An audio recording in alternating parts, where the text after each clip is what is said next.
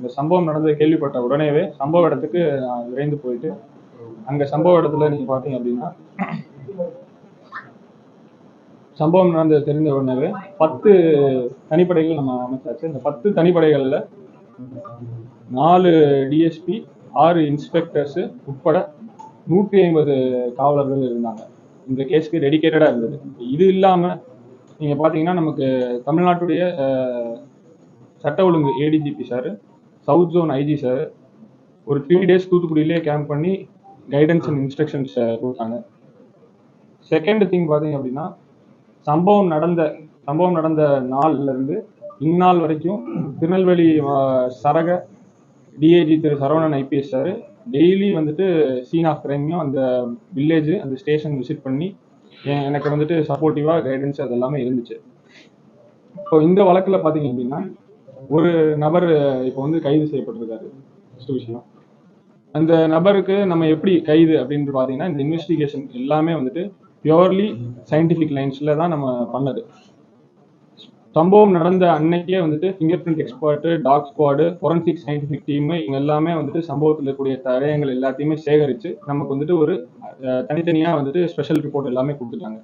அது மட்டும் இல்லாமல் வெவ்வேறு கோணங்களில் மல்டிபிள் லைன்ஸில் இந்த இன்வெஸ்டிகேஷனு, உதாரணத்துக்கு சம்பவ இடத்துல சிசிடிவி இல்லைனாலும் சம்பவ இடத்த சுற்றி இருக்கக்கூடிய சிசிடிவிஸை கண்காணிக்கிறதுக்கு அதுக்குன்னு தனியாக தனிப்படைகள் அமைச்சோம்.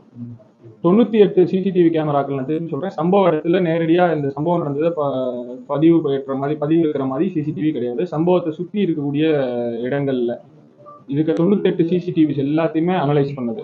அதுக்கப்புறம் டவர் டம்ப் அனாலிசிஸ் சொல்லுவாங்க. இதுல நீங்க பாத்தீங்க அப்படின்னா 2574 நம்பர்களுக்கு கால் பதிவேடுகள் பெற்று அதை அனாலிசிஸ் பண்ணதுக்கு தனியா டீம்ஸ்.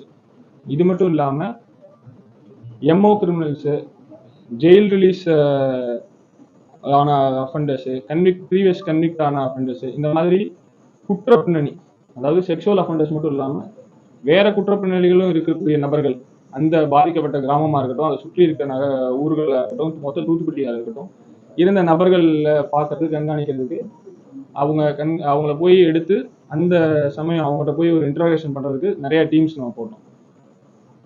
அதுக்கப்புறம் சம்பவ இடத்தை நீங்கள் சுற்றியே பார்த்தீங்கன்னா வேடநத்தம், வேப்பிலோடை, புதூர், அதுக்கப்புறம் துரைசாமிபுரம், இந்த மாதிரி பல வில்லேஜஸ் இருக்கு. வேடநத்த கிராமத்திலேயே பார்த்தீங்கன்னா ஆண்கள் தோராயமா ஒரு 800 நபர்கள் இருப்பாங்க. இப்போ நான் சொன்ன இந்த லிஸ்ட் அந்த 800 நபர் ஆண்கள்ல அதை விசாரிக்கிறதுக்கு அந்த 800 நபர் ஆண்கள் இதை பண்ணிருக்க கூடாது, அதுல சந்தேகத்தின்படி எத்தனை பேர் இருக்காங்க, அவங்க சொல்ற உண்மைகள், இதுக்கு அலிபைன்னு நம்ம சொல்லுவோம். அவங்க அன்னைக்கு வந்து இப்போ ஒரு சம்பவம் நடக்குது, நம்ம அதை விசாரிக்கிறோம், அந்த மாதிரி அவங்க அந்த நேரத்துல எங்க இருந்தாங்க அப்படின்றத தனியாக அதை விசாரிக்கணும். அவங்க சொன்னதை அப்படியே நம்ம கேட்டு இது பண்ணிட முடியாது. அவங்க இந்த குற்றம் நடந்த அன்னைக்கு எங்க இருந்தாங்க அப்படின்னு சொல்லி ப்ராப்பரா விசாரிச்சு அவங்க சொல்ற அளவே கரெக்டா இருக்கான்னு சொல்லி விசாரிக்கிறதுக்கு இதுக்கு டெடிகேட்டடா டீம்ஸ் இருந்தாங்க. இப்போ நான் ஏற்கனவே சொன்ன மாதிரி MO criminals, jail release, convicted offenders ஒரு 461 கிரிமினல்ஸை டைரக்டாவும் சரி டிஜிட்டல் எவிடன்ஸ் மூலியமாவும் சரி இந்த வழக்கை பண்ணல அப்படின்னு சொல்லிட்டு ரூல் அவுட் பண்ணியிருக்கோம். இந்த கிராமத்தை சுற்றி இருக்கக்கூடிய இத்தனை ஆண்கள்ல அவங்களுடைய கேரக்டர், இந்த கிராம மக்கள் கொடுக்குற எவிடன்ஸ், விட்னஸை வச்சு அந்த நபர்கள் இதை பண்ணலை அப்படின்னு சொல்றதையும் நம்ம ரூல் அவுட் பண்ணியிருக்கோம். இப்போ இவ்வளவு நாட்கள் நம்ம பண்ண இந்த சிஸ்டமேட்டிக், தரோ அண்ட் ப்ரொஃபஷனல் ஒர்க்குனால தான் நம்ம இந்த பண்ண இந்த டிஜிட்டல் எவிடன்சஸ், நேரடியாக போய் விசாரிச்சது, ப்ரீவியஸ் கிரிமினல்ஸ் எல்லாத்தையும் செக் பண்ணது, இது எல்லாத்தையுமே கன்சாலிடேட் பண்ணி நம்ம இந்த நபரை கைது பண்ணியிருக்கோம். இவ்வளவு ஆதாரங்கள் நமக்கு கிடைச்சதை வச்சு இந்த நபரை நம்ம கைது பண்ணியிருக்கோம்.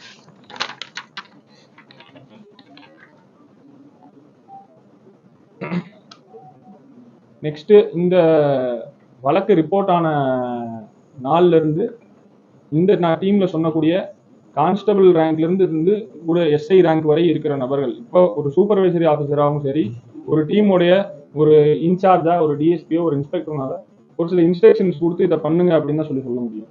ஆனா இரவு பகல் பார்க்காம ரெஸ்ட்டுக்கு நாம போங்கன்னு சொல்லி சொன்னாலும் இந்த கான்ஸ்டபிளா இருக்கட்டும், எஸ்ஐயா இருக்கட்டும், இந்த வழக்கை வந்துட்டு கிராக் பண்ற வரைக்கும், இந்த குற்றம் புரிந்த நபரை பிடிக்கிற வரைக்கும் கிடைச்ச இடத்துலயே அங்கேயே அந்த ஊர்லயே கேம்ப் பண்ணிட்டு அங்கேயே வண்டியிலேயே கூட தூங்கிட்டு அந்த மாதிரி ரொம்ப கஷ்டப்பட்டு ஒர்க் பண்ணாங்க. இது வந்துட்டு பார்ட் ஆஃப் போலீசிங் தான். தூத்துக்குடி மாவட்ட காவல்துறை வந்துட்டு இந்த மாதிரி ப்ரொஃபஷனலாக ஒர்க் பண்ணுறதும், இந்த மாதிரி சின்சியர் டெடிகேட்டட் கான்ஸ்டபிள்ஸ் டு எஸ்ஐனால தான் இந்த கேஸ் கிராக் ஆச்சு அப்படின்றதையும் நான் தெரிவிச்சுக்கிறேன். இது இல்லாம சமூக வலைதளங்களையும் சரி, சில பிரிண்ட் மீடியாஸ்லையும் சரி, சில பொதுமக்கள் பேனர்ஸாகவும் சரி, அந்த பாதிக்கப்பட்ட சிறுமியுடைய புகைப்படத்தையும் பெயரையோ தேவையில்லாம பயன்படுத்துறீங்க. அது சட்டப்படி ஒரு குற்றம். இதுவரைக்கும் 6 வழக்குகள் நம்ம பதிஞ்சிருக்கோம். 23 செக்ஷன் 23 ஆஃப் போக்சோ ஆக்ட். இனிமேல் பயன்படுத்துனீங்கன்னா கண்டிப்பா எல்லா நபர்கள் மேலேயும் அந்த நபர்கள் யாரெல்லாம் அந்த குழந்தையுடைய பெயரையோ இல்ல புகைப்படத்தையோ வந்துட்டு வெளியிடுறாங்களோ அவங்களுடைய அந்த நபர்கள் மேலேயும் சரி, அந்த நபர்கள் பின்னணியில் இருக்கிறவங்க யாரு பண்ண தூண்டுறாங்களோ அவங்க மேலேயும் செக்ஷன் 23 ஆஃப் போக்சோ ஆக்ட்ல எஃப்ஐஆர் ரெஜிஸ்டர் பண்ணுறோம். இப்போ சிசிடிவி கேமராஸை இந்த மாதிரி சம்பவங்கள் நடக்காம இருக்கிறதுக்கு ஒவ்வொரு கிராமங்கள்லையும் இன்னும் அதிகப்படுத்துறதுக்கு இன்னும் 10 சிசிடிவி மினிமம் ஒரு கிராமங்கள்ல இருக்கணும் அப்படின்ற மாதிரியான ஒரு இன்ஸ்ட்ரக்ஷன் நம்ம கொடுத்துருக்கோம். போலீஸ் பப்ளிக் கோஆபரேஷனில் ஒவ்வொரு வில்லேஜுக்கும் அதிகப்படியான சிசிடிவி கேமராஸை இன்ஸ்டால் பண்றதுக்கான வாய்ப்பும் இருக்கு.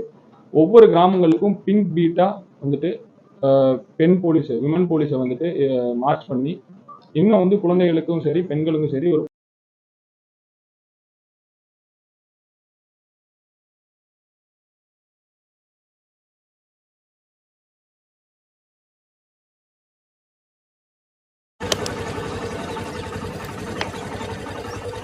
ஆட்டாம